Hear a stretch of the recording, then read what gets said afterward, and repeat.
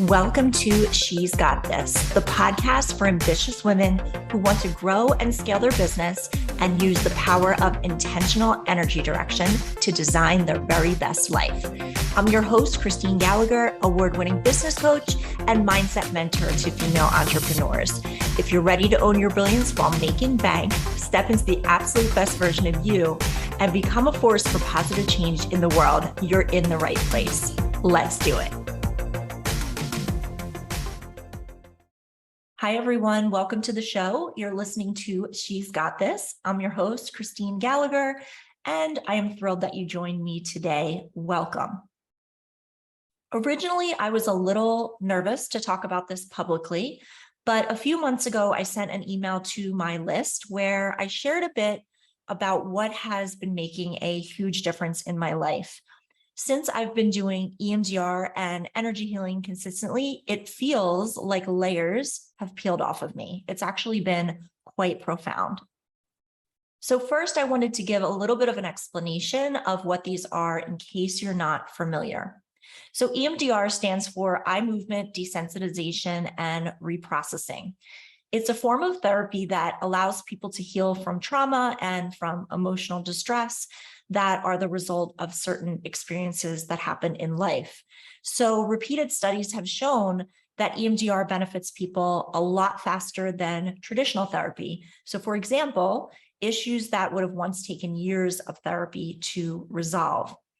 And it's always been assumed that when you have severe distress or emotional pain or things like post-traumatic stress disorder or complex PTSD, that it would take a long time to heal. But EMDR has shown that much like trauma that is physical, the mind can heal from psychological trauma as well. So an analogy would be if you get a cut on your leg, your body naturally goes to work to heal it. And if it gets re-irritated by something, then it's painful and it festers. But when it's not irritated anymore, then healing starts back up. So a similar thing occurs with mental processes because our brain's information processing system naturally moves toward mental health. If a disturbing event causes the system to be blocked or out of balance, then the emotional wound festers and can cause intense suffering. But once the block is removed, then healing starts back up. So EMDR helps people activate their natural healing processes. And there have been over 30 positive controlled outcome studies that have been done on EMDR.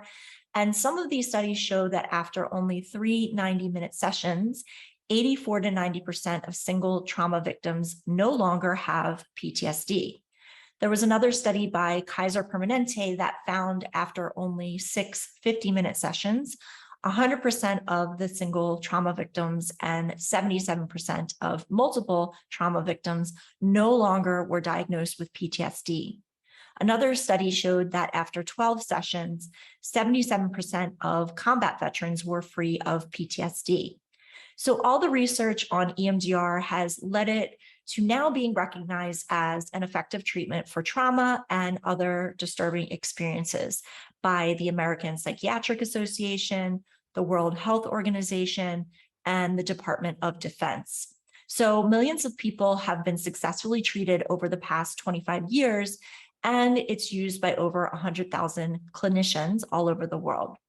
Basically, in addition to treating trauma, EMDR is effective for treating the, quote, everyday memories that bring people to therapy. So memories which have caused powerlessness or low self-esteem, among many other things. Eye movements or other bilateral stimulation are used during one part of the session that helps people process the disturbing feelings or memory. So what that means is that the meaning of painful experiences change on an emotional level, which changes feelings, thoughts, and behavior. And this is why it goes beyond traditional talk therapy. All of us over our lifetimes experience different levels of trauma. And what I learned is that even things or experiences that you wouldn't necessarily associate with trauma can cause trauma symptoms, especially experiences and events from childhood. I first heard about EMDR from a good friend of mine who was using it with her therapist, and it's been extremely helpful for me. The catalyst for me was a very emotionally abusive relationship that I've mentioned in a previous episode that I actually now see as a blessing in disguise. I believe that that experience happened to help evolve me on my path in life because there were things that needed to be dealt with if I was to really achieve my mission here in the world. 6 months or so after starting EMDR, I happened upon energy healing. And I actually have a distinct memory of the time because it was when I was temporarily living in my dad's basement in Northeast Philly at a very low point after the breakup. And I had just turned 40 and I was feeling lost. I felt like I had no idea what I was doing anymore in my life. So there are different forms of energy healing out there, but the particular form that I discovered, I first came across it when I was looking for relief from trying to extricate myself from that relationship. And I thank God I did. It truly helped me to reclaim my life and my sanity at a time when nothing else did. Because what I learned in the process is that I was primed for the experience of that relationship because of certain experiences and wounds from my childhood. So it didn't happen to me, it happened for me because I needed to heal. So what is energy healing exactly? It's a holistic practice that activates the subtle energy systems of the body to remove blocks. And when these energetic blocks are broken through, the body's natural ability to heal itself is stimulated. Now, even though I've considered myself spiritual for a very long time, the fact is that I have a very logical, very analytical brain, and I am naturally skeptical. So at first it was a little challenging to wrap my head around, but at this point I was pretty desperate, so I dove in. And actually, humans have been studying the energy centers of the body for thousands of years. For example, Reiki is a traditional Japanese tradition of energy healing going back to the early 1900s. And it deals with the 7 chakras, which are considered energy transmission centers of the body. And these were talked about in ancient Hindu texts. Acupuncture is another example, which was developed by traditional Chinese medicine practitioners. So there are different modalities out there, but what they all have in common is the belief that internal energy is powerful for stimulating the body's natural ability to heal. So while at first I might have been skeptical, I am now a complete believer. And what I learned is that energy healing is actually based on science. Molecules make up matter, even solid matter. And just like us, it's vibrating continuously, even if we don't see it. So when we talk about the vibes of a person or a place, we're talking about vibrational energy, and you can vibrate at a low frequency or a high frequency. So you want to think about it with an open mind, because if you're feeling anxious or drained or stressed, an energy healing session can help you feel more balanced and relaxed. It's actually currently being studied in cancer patients to improve quality of life, reduce side effects, and boost the immune system. And there are tons of talented energy healers out there, some of which are my clients and dear friends. The cool thing about the energy healing that I used and still use is that it's through audios. So you don't even necessarily need to see a practitioner or be in person. At first, I used it sporadically and I wasn't necessarily totally committed. But when things started getting really bad and I realized what was going on was that I was dealing with a trauma bond, I went all in. I actually moved from the Philly area to Florida at this time. And I spent that first year keeping mostly to myself because I didn't know anyone here yet. So there was a lot of time to focus on my healing. And honestly, there were days when I really wondered if I would ever feel happy again. And there were days when I could barely get out of bed. There was a lot of loneliness and turmoil. And I was also trying to run a business on top of this. So it was a lot. But I was determined to keep doing the work. A few months before Corona, what I noticed was that the heaviness began to lift.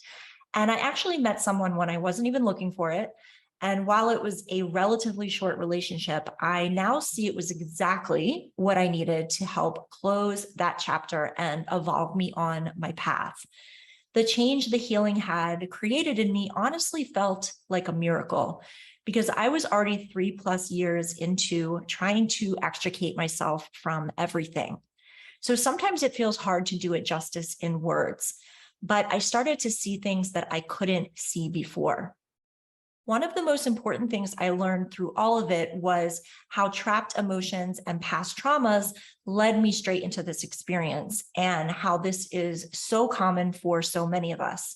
It doesn't have to be a relationship or even something hugely traumatic, but it shows up as a breakdown.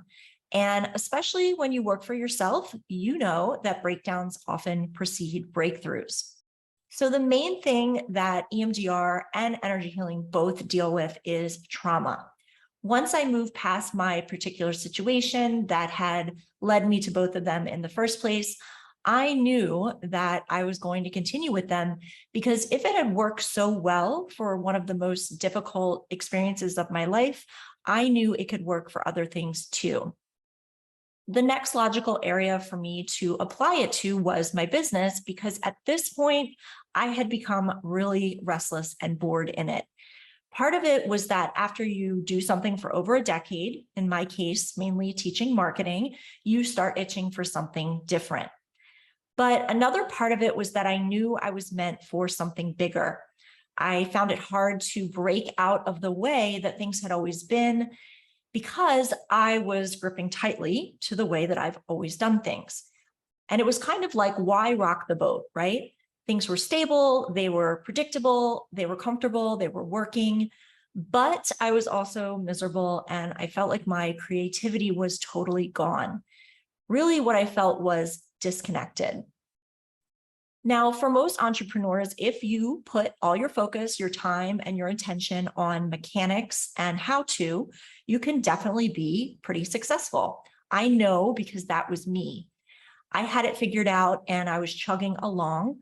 But as I continued my healing journey, I started to see how I was lacking self-trust and basically keeping myself in handcuffs, because I was afraid to shift out of what had been the long-time status quo in my business. So in the past year or so, I started to loosen my death grip on things, walking right up to the fear and staring it straight in the face. I started seeing more of what my purpose is here. I saw why I went through what I did and why there had been such a lack of motivation, stifled creativity, and huge levels of boredom. Now, I am hardly enlightened, but I guess you could call it an awakening of sorts, because I know now where the focus needs to be to help my clients truly reach the potential that they're meant for, which incidentally has shifted me into the place where so much fear that had been the basis of my business started falling away. I know more deeply now why you can market till you're blue in the face, but still be stalled and still not helping the amount of people that you know you're here to help. So it's not just good old mindset, it's something much deeper. I can help my clients create an incredible offer, messaging, and marketing plan in my sleep. I will always be able to help them with that.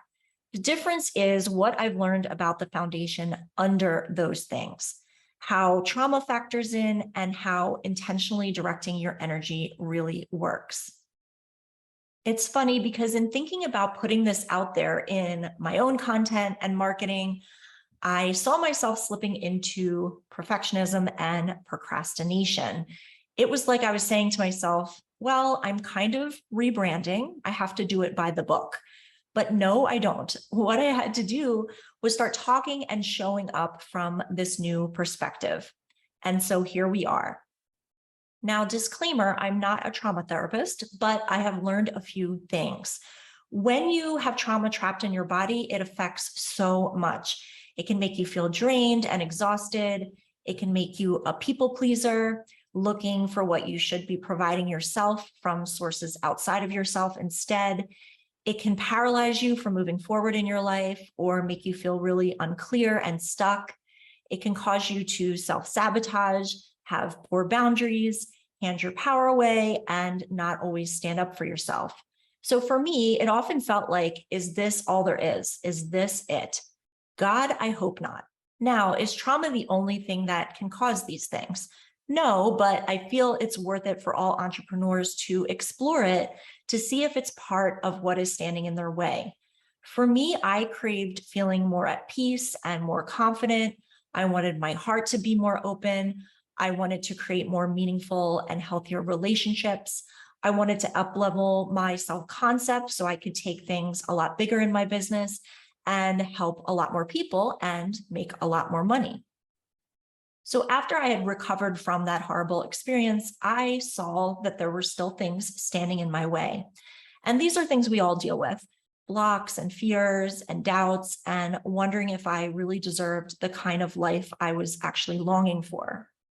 I started getting glimpses of why I felt stalled in my business, how I feed my insecurities, how much my imposter syndrome still shows up, and on and on.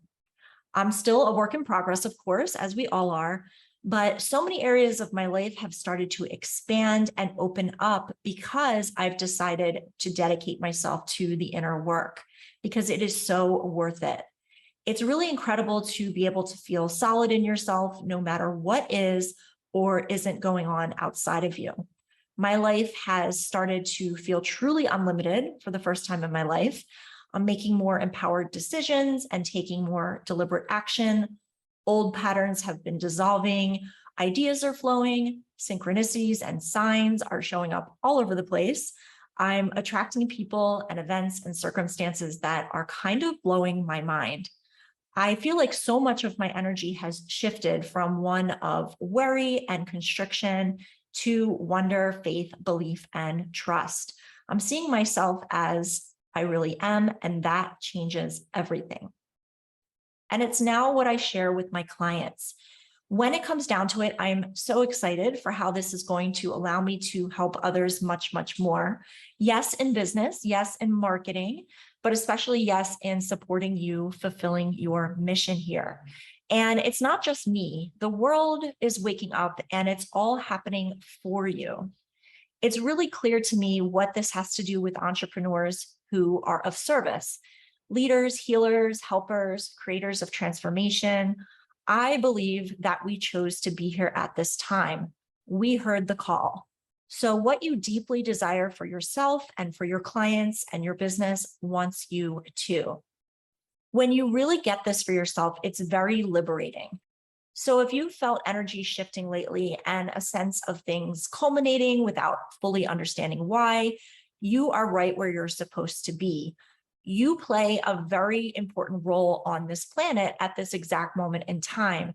So never underestimate your light, because it is what will lead others out of the darkness.